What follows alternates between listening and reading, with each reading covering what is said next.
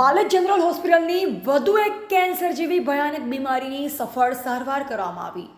થોડા દિવસ પહેલાં પેશન્ટ રૈજીભાઈ મોહનભાઈ પરમાર ત્રણોલ ગામના રહેવાસી જે કેન્સર જેવી ભયાનક બીમારીથી પીડાતા હતા. તેમને અનેક જગ્યાએ અલગ અલગ હોસ્પિટલમાં ફરતા તેમને યોગ્ય માર્ગદર્શન અને પૈસાની કમી હોવાના લીધે ખૂબ જ નજીવા દરે બાલક જનરલ હોસ્પિટલ સારવાર અર્થે લવાયેલ, જે ડૉક્ટર સ્ટાફ અને હોસ્પિટલ મેનેજમેન્ટ ટીમ દ્વારા અને ડૉક્ટર મિહિર શાહ અને ડૉક્ટર બિરેન પાંડે સાહેબ દ્વારા તાત્કાલિક ધોરણે ઓપરેશન કરી સારવાર અપાઈ.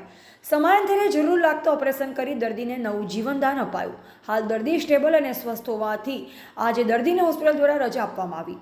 દર્દીના અને તેમના પરિવારજનોએ બાલક જનરલ હોસ્પિટલના ડોક્ટર્સ, નર્સિંગ સ્ટાફ અને હોસ્પિટલ મેનેજમેન્ટનો ભીની આંખોએ આભાર વ્યક્ત કર્યો. ટીવીટી ન્યૂઝ નેટવર્ક સાથે બ્યુરો હેડ બસર ચિસ્તી, આણંદ. તમારા શું સગા થાય? મારા કાકા થાય. તમારા કાકા થાય. શું તકલીફ હતી કાકાને? એ એમના કેન્સરની તકલીફ હતી. તો પહેલા ક્યાં હોસ્પિટલમાં તમે એમને લઈ ગયા હતા? પહેલાં કરમસદ લઈ ગયા હતા. તો કરમસદ રિપોર્ટ કરાયા, બધું કરાયું. એ લોકો તારીખ લોબી હાલતા ગયા, કશું કરાવતા નહોતા એ લોકો. એટલે બીજા હોસ્પિટલમાં શું કીધું તમને? પછી ત્યાંથી આણંદ ગયા હતા.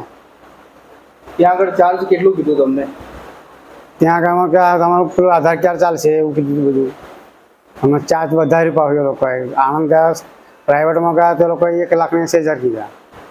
તો અહીં બાલક જનરલ હોસ્પિટલમાં તમે આવ્યા? હા. પછી એક તો ભાઈ તમને બાલક જનરલ હોસ્પિટલની કેવી સેવા લાગી? એમાં સારી સેવા લાગી બધી રીતે. નજીવા કેવા દરે આપની ટ્રીટમેન્ટ થઈ પપ્પાની? બહુ સરસ રીતે થઈ. બહુ સરસ રીતે. હા. શું કહેવા માંગશો બાલક જનરલ હોસ્પિટલની ટીમને? સારામાં સારી હોસ્પિટલ છે સાહેબ. તમને કેવું લાગ્યું? બહુ સરસ લાગ્યું. એમ સ્ટાફ બધું સરસ છે એમ. સાહેબ, આપનું નામ અને પરિચય? હું ડૉક્ટર ઉર્વેશ કોઠિયા બાલક જનરલ હોસ્પિટલમાં 24/7 રૂટીન મેડિકલ ઓફિસર તરીકે ફરજ બજાવું છું. રૈજીભાઈ પરમાર કરીને જે પેશન્ટ અત્યારે આપણે ત્યાં આવેલા છે, એ કઈ રીતે કઈ તકલીફમાં આવ્યા હતા અને અત્યારે એમની તબિયત કેવી છે?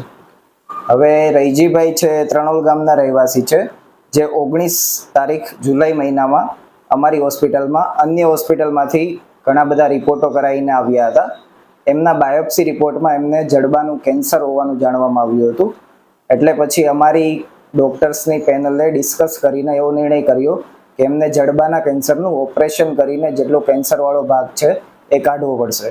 તો પછી અમારા CEO સાહેબ, અમારા જનરલ સર્જન અને અન્ય ઓન્કોલોજીસ્ટ સાથે ડિસ્કશન કરીને એમનું ઓપરેશન પ્લાન કરવામાં આવ્યું હતું અને એમનું ઓપરેશન ગઈ 25 તારીખના રોજ કરવામાં આવ્યું હતું.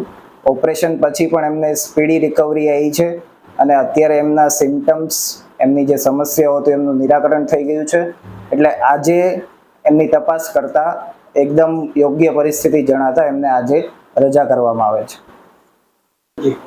હવે આજના સમયમાં મધ્યમ વર્ગના લોકોની આર્થિક પરિસ્થિતિ એટલી બધી નબળી હોય છે કે મોટો હોસ્પિટલનો ખર્ચો એમને પહોંચી શકાય એવી શક્યતા નથી. તો આવા સમયમાં જો એ અન્ય હોસ્પિટલમાં ઓપરેશન કરાવે તો અત્યારે એમની વાર્ષિક આવકનો લગભગ 50% ભાગ એમને હોસ્પિટલમાં જ આપી દેવો પડે છે. પરંતુ બાલક જનરલ હોસ્પિટલ દર્દીની સેવાના ભાગરૂપે કામ કરે છે અને એટલા માટે જ આપણે રૈજીભાઈનું ઓપરેશન તદ્દન નજીવા દરે કરી આપવામાં આવ્યું છે. અને તમામ જે દર્દીઓ બાલક જનરલ હોસ્પિટલમાં આવે છે એમની આર્થિક પરિસ્થિતિને ધ્યાનમાં રાખીને પછી એમનું ઓપરેશન અને એમનો ભાવ બધું નક્કી કરવામાં આવે છે, જેથી કરીને દર્દીને અને એમના સગાવાલાઓને વધારે પડતી તકલીફ ના પડે. કેન્સર જેવી ભયાનક બીમારીને અનુરૂપ આપણે શું સલાહ આપશો તમે પબ્લિકને? કેન્સર માટે આજકાલના સમયમાં ખાણીપીણી, આ ઉપરાંત એમના વ્યસનો, એના કારણે આજકાલ કેન્સરના દર્દીઓની સંખ્યા છે આપણા સમાજમાં ઘણી બધી વધી રહી છે. તો લોકોનું હેલ્થ સારી રીતે જળવાઈ રહે એ માટે બાલક જનરલ હોસ્પિટલ કાર્યરત છે. અને જો તમને કોઈ પણ જાતની તકલીફ હોય કે કોઈ પણ જાતના સિમ્ટમ્સ દેખાતા હોય તો વહેલામાં વહેલી તકે ડૉક્ટરોની તમારે જાણકારી લેવી જોઈએ, ડૉક્ટરો પાસે તપાસ કરાવવી જોઈએ.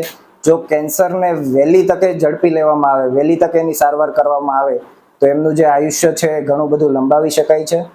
તો આથી કેન્સરનું જો તમને કોઈ પણ પ્રકારનું સિમ્ટમ દેખાતું હોય તો આજે જ વહેલી તકે બાલક જનરલ હોસ્પિટલના ડૉક્ટરોની સલાહ લો.